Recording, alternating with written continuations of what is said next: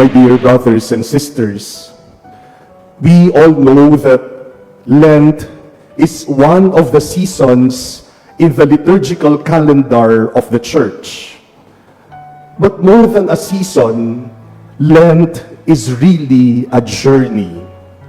It is a journey for 40 days from ashes to Easter, from repentance to renewal, from death to new life. And our readings on the second Sunday of Lent talk about the journey to which God calls each one of us. The invitation of our readings this Sunday is simple. When God bids you to go, just go. In our first reading, the Lord says to Abram, "Go forth from the land of your kinsfolk and from your father's house to a land that I will show you." Sinabi ng Diyos kay Abram, "Iwanan mo yang kinalakihan mong lupa, kinalakihan mong bayan, iwanan mo ang tahanan ng iyong ama, at pumunta ka sa lugar na ituturo ko sa iyo." Notice, my dear brothers and sisters, that the Lord does not explain to Abram in detail the journey that God is asking him to make.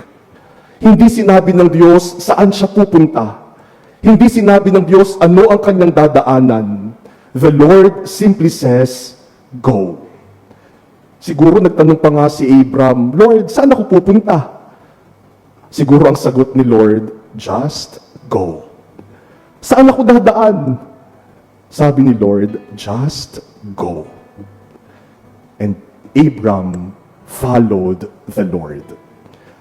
In our second reading, St. Paul talks about the journey that Jesus made, the journey to Calvary.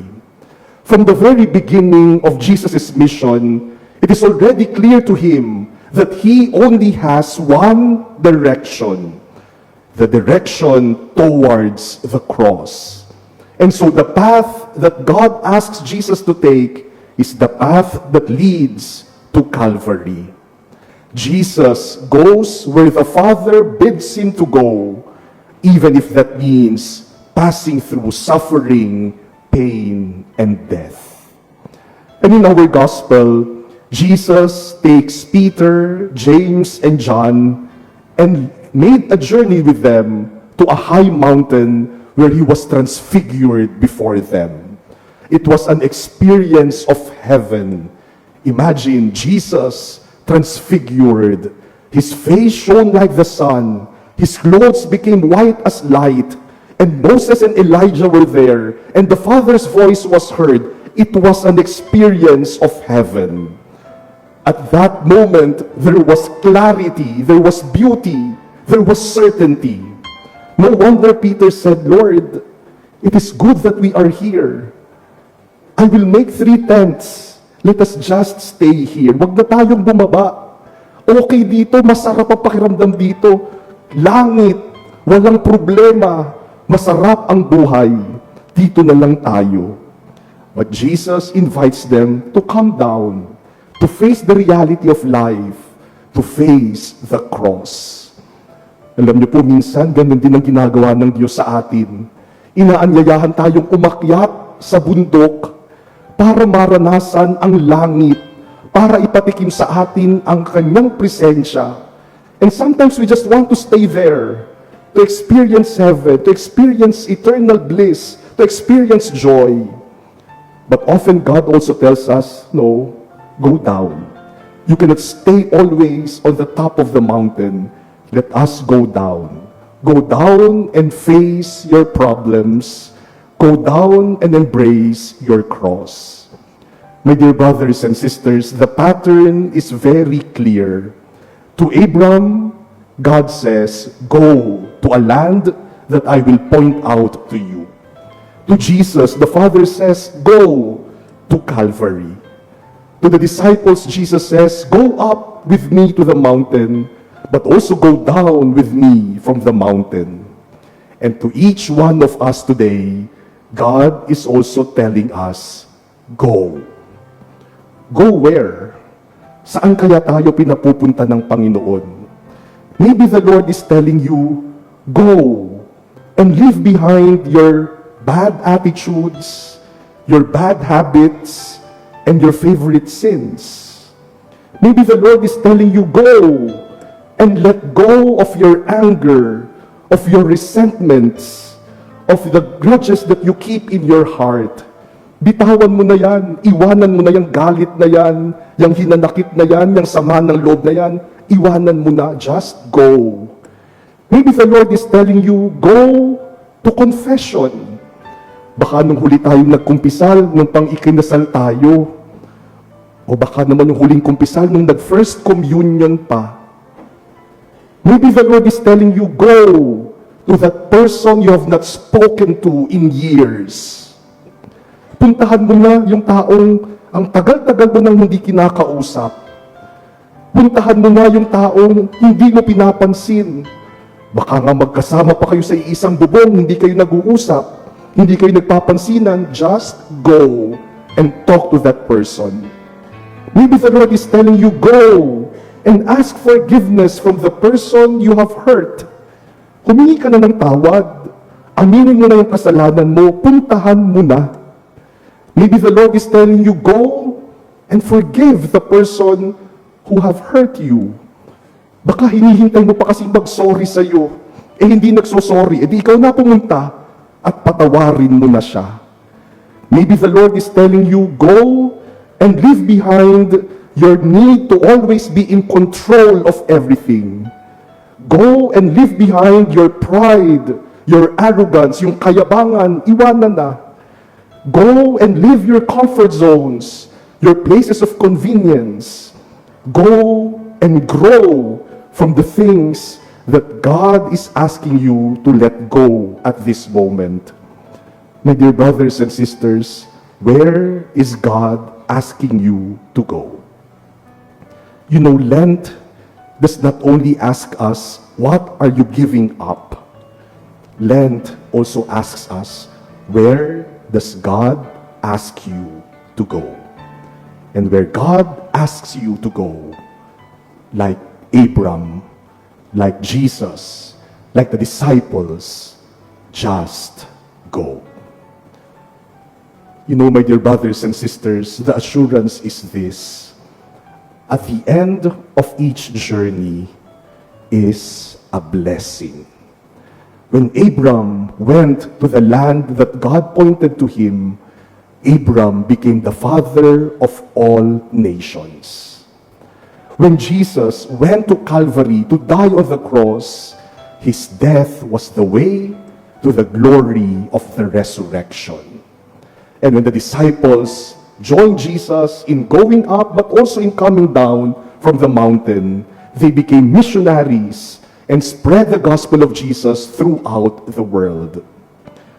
When God bids us to go, it is always towards a greater life. When God asks us to go, it is always towards a greater blessing, even though at times the path leads to suffering. When God asks you to go, just go. And you know, in our life, I'm sure many times we have found ourselves in places and in situations we never thought we would be. Yung bang mapapatanong ka, bakit pa ako nandito sa sitwasyong ito? Bakit pa ako dinala ng Diyos dito? Bakit ako pinapunta ng Diyos dito? At kahit na po sa buhay ko bilang pari, maraming beses napapatanong ako, bakit pa ako dinadala ng Diyos sa sitwasyon na ito? Bakit kahit wala akong alam dito, naririto ako? Ano kaya ang gustong gawin ng Diyos? You know, when I was still a seminarian, one of the programs that we had to go through was called labor exposure. For 2 months, we had to experience the life of an ordinary worker. At hindi lamang po simpleng nagtatrabaho sa opisina na naka-aircon. Ang trabaho namin dapat maranasan ay isa-isang factory. And we had to go through the process.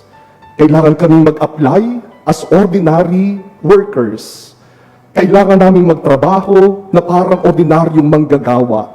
And we should not let other people know that we were seminarians.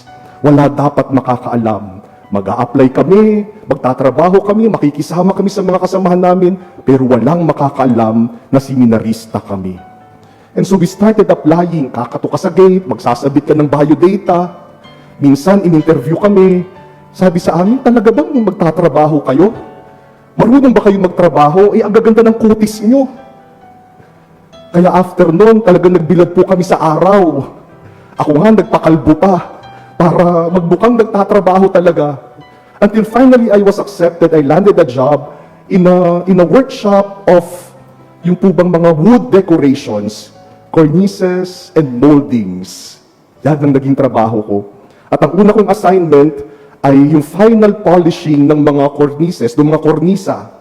So dapat lilihahin ko para maayos yung mga corners ng kornisa. Now, on the third day that I was working, as I was doing that work, I started to cry. Napaiyak talaga ako. Sabi ko sa sarili ko, bakit ko ba ginagawa to? Gusto ko lang naman pagpari. Bakit kailangan kong pagdaanan ito? Bakit kailangan dalhin ako ng Diyos dito? Habang lumiliha, tumutulo yung luha ko. And I remembered my grandfather who was a carpenter. Sabi niya sa akin nung bata ako, Reggie, mag-aral kang mabuti para hindi ka maging karpinterong katulad ko. Kaya habang naglilihi ako, sabi ko, nag-aral naman akong mabuti.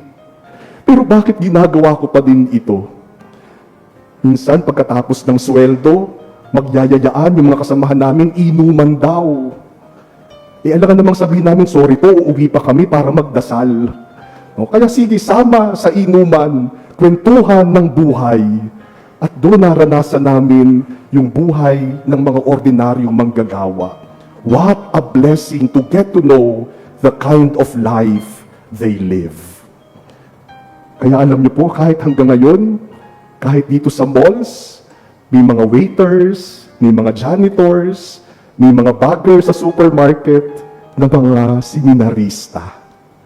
Hindi lang nagpapakilala, pero nagtatrabaho sila dyan, mga nakikisama at nakikipamuhay sa mga ordinaryong manggagawa.